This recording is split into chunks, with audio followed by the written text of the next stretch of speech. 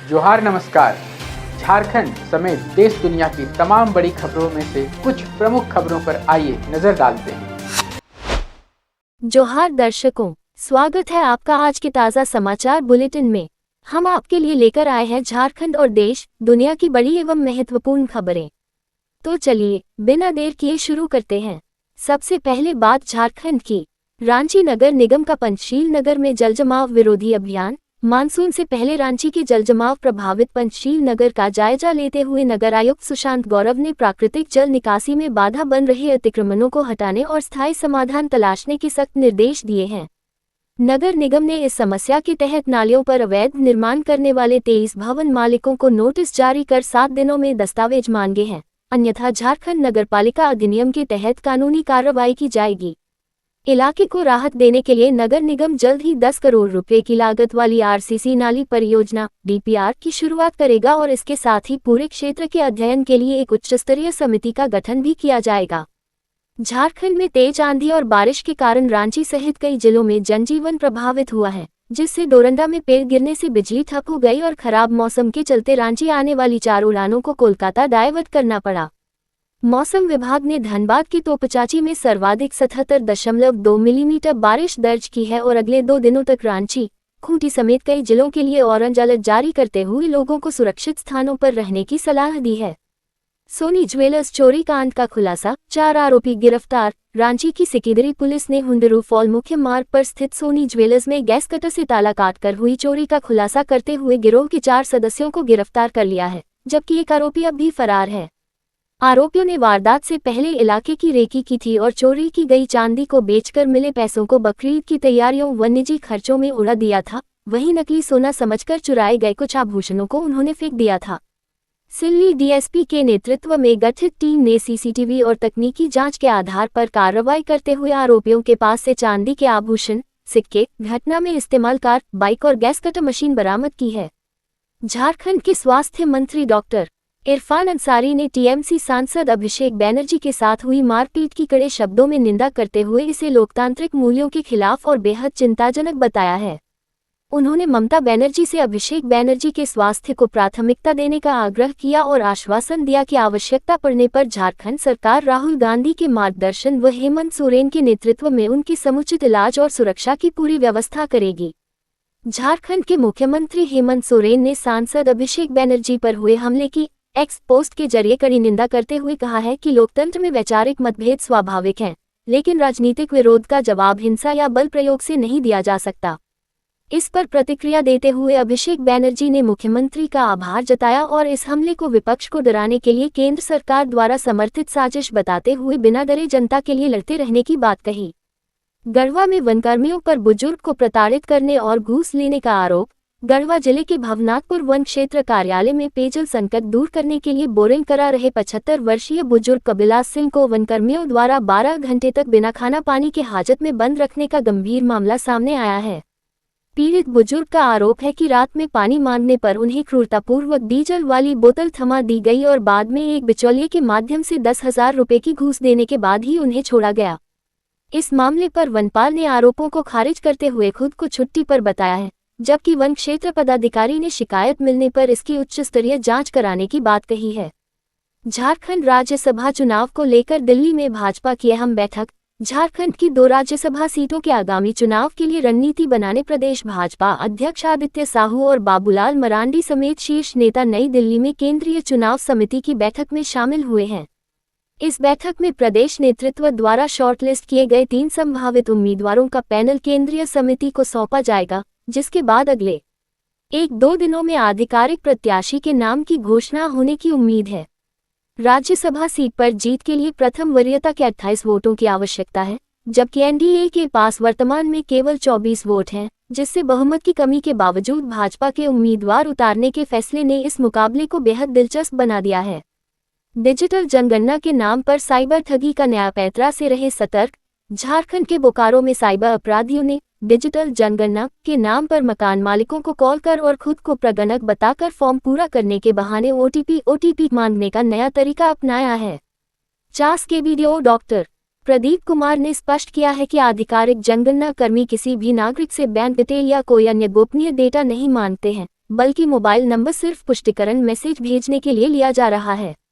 Cyber expert inspector Anil कच्छप ने चेतावनी जारी करते हुए नागरिकों को संदिग्ध कॉल तुरंत काटने की सलाह दी है और कहा है कि ऐसे कॉल पर ज्यादा देर बात करने से आधुनिक टूल्स के जरिए मोबाइल हैक होने का खतरा रहता है।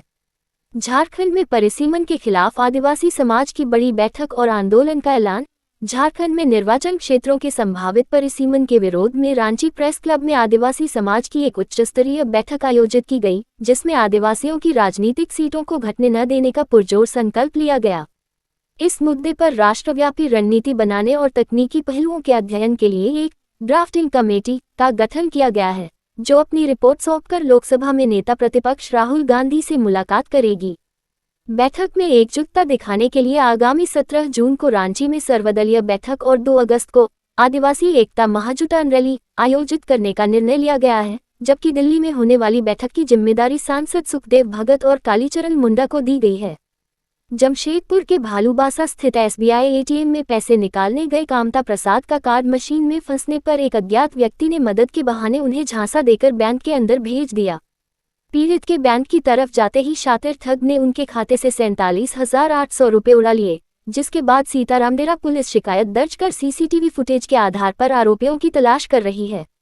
रांची में उद्यमिता सम्मेलन 3.0 का आयोजन। स्टार्टअप्स ने बिखेरा हुनर। रांची के CCL कन्वेंशन सेंटर में आयोजित उद्यमिता सम्मेलन 3.0 में झारखंड के युवाओं ने कई बेहतरीन स्टार्टअप्स का प्रदर्शन किया, जिसमें वाइल्ड हार्वेस्ट द्वारा महुआ से बनाई गई प्रीमियम कुकीज, चॉकलेट और अचार विदेशों तक अपनी धूम मचा रहे हैं। इस भव्य इवेंट में युवाओं को प्रेरित करने के लिए दिग्गजों ने अपने अनुभव साझा किए, जिसमें एक उद्यमी द्वारा नौकरी छोड़ महज 10 वर्षों में 300 करोड़ रुपए का डेयरी बिजनेस खड़ा करने की कहानी मुख्य आकर्षण रही। सम्मेलन के दौरान नाबार्ड KGM ने छोटे किसानों की मदद के लिए आय आधारित कृषि कार्यक्रम लॉन्च करने की घोषणा की, जिससे किसानों को आर्टिफिशियल इंटेलिजेंस के जरिए फसल के रोगों की एडवांस सूचना और स्मार्ट जल प्रबंधन की सुविधा मिलेगी। जगतपुरम कॉलोनी में घर पर कब्जा और तोड़फोड़, पीड़ित ने दर्ज कराई शिकायत।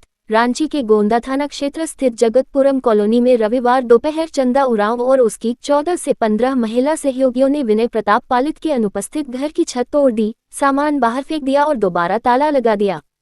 पीड़ित विनय ने बताया कि उन्होंने यह जमीन 2011 में सादा पट्टा पर खरीदी थी और वे लगातार इसका होल्डिंग टैक्स व बिजली बिल चुका रहे हैं, लेकिन चंदा उरांव उन्हें पिछले कई दिनों से घर खाली करने की धमकी दे रहा था।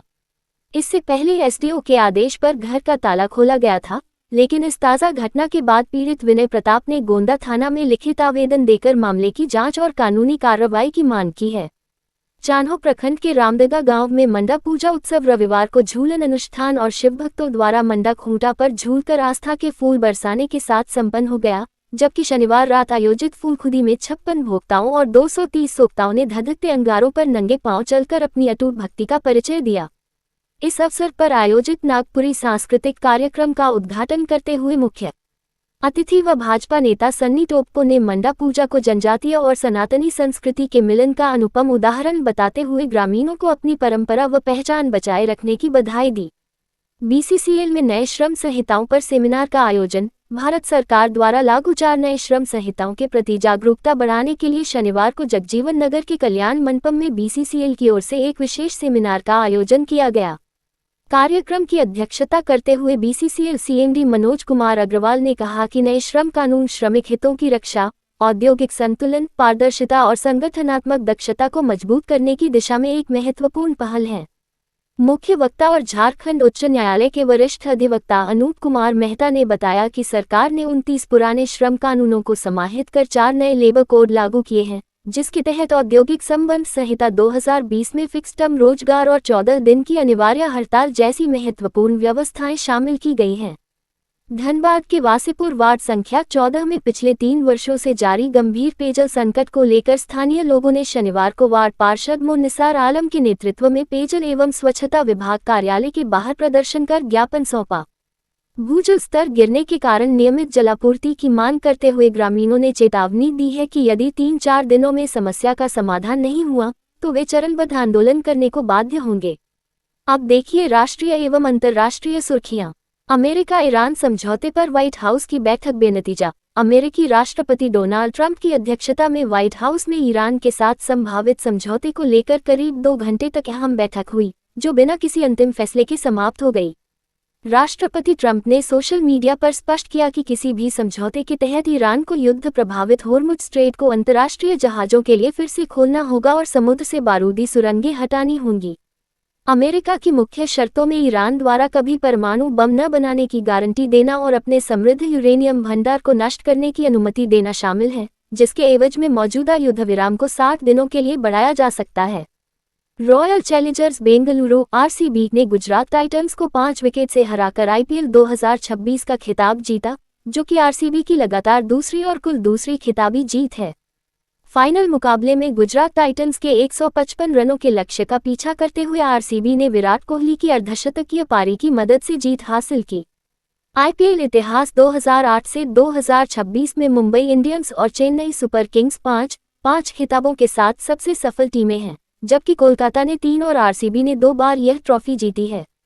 प्रधानमंत्री नरेंद्र मोदी ने मन की बात के 134वें एपिसोड में राष्ट्रीय सीनियर एथलेटिक्स प्रतियोगिता में नए राष्ट्रीय रिकॉर्ड बनाने वाले भारतीय एथलीटों की सराहना की और देशवासियों को गर्मी में सेहत का ध्यान रखने की सलाह दी। उन्होंने युवाओं के बीच एस्ट्रोनॉमी क्लबों की बढ़ती लोकप्रियता का जिक्र किया और बताया कि नीदरलैंड में आयोजित एक विशेष समारोह में भारत को चोलकाल के प्राचीन तांबे के अभिलेख वापस सौंपे गए हैं। पीएम मोदी ने देश की खेल और अंतरिक्ष क्षेत्र की उपलब्धियों पर गर्व जताते हुए इसे भारत की सांस्कृतिक और ऐतिहासिक विरासत को संरक्षित करने की दिशा में एक महत्वपूर्ण कदम बताया। सोनारपुर में हुए हिंसक हमले के बाद टीएमसी नेता अभिषेक बैनर्जी ने भाजपा पर राज्य प्रायोजित आतंक का आरोप लगाते हुए विपक्ष की आवाज दबाने की कोशिश करार दिया है। इस घटना के बाद राहुल गांधी और हेमंत सोरेन सहित इंडिया गठबंधन के नेताओं ने हमले की निंदा की, जिसके लिए अभिषेक बैनर्जी ने राहुल गांधी को समर्थन देने के लिए धन्यवाद दिया। इजरायली सेना ने दक्षिणी लेबनान में काफी अंदर घुसकर रणनीतिक रूप से महत्वपूर्ण ब्यूफोर्ट रिज और किले पर भीषण लड़ाई के बाद कब्जा कर लिया है। इजरायल के रक्षा मंत्री इजरायल कैट्स ने लितानी नदी पार करने और 44 साल बाद ब्यूफोर्ट पर दोबारा नियंत्रण पाने को एक बड़ी रणनीतिक कामयाबी बताया है। नेपाल के प्रधानमंत्री बालेंद्र शाह ने मार्च के चुनावों के बाद सत्ता संभालने के बाद पहली बार संसद को संबोधित करते हुए भारत के साथ सीमा विवाद पर अपना रुख साफ किया। उन्होंने प्रतिबद्धता जताई कि लिपुलेख, लिम्पियाधुरा और काला पानी से जुड़े सीमा विवादों को दोनों देशों के बीच सौहार्दपूर्ण ढंग से राजनयिक वार्ता और कूटनीतिक प्रयासों से हल किया जाएगा। प्रधानमंत्री ने ये भी साझा किया कि न केवल भारत ने बल्कि नेपाल ने भी कुछ स्थानों पर एक दूसरे की भूमि पर अतिक्रमण किया है, जिसे वे दोस्तों की तरह मिलकर सुलझाना चाहते हैं। ईरान के संसद अध्यक्ष मोहम्मद बाकेर गालिबफ ने अमेरिका पर आर्थिक प्रतिबंधों और मीडिया हेरफेर के जरिए देश में फूट डालने का आरोप लगाते हुए कहा कि तेहरान को आत्मसमर्पण के लिए मजबूर करने का अमेरिकी सपना कभी पूरा नहीं होगा।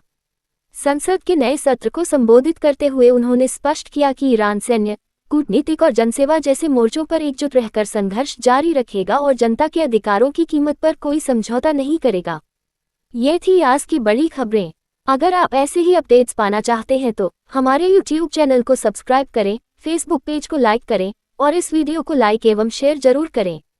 फिर मिलेंगे अगले बुलेटिन में, तब तक के लिए जोहार और नमस्ते। कैसी लगी आपको हमारी ये खबर, ये हमें कमेंट बॉक्स में लिखकर जरूर से बताएं और ऐसे ही नवीनतम ताज़ा अपडेट्स, खास खबरों से रूबरू बने रहने के लिए बने रहें हमारे संग। कैमरा के पीछे से मेरा सहयोग कर रहे अजय महतो, आनंद चौहान के साथ मैं यजत पिंटू रांची।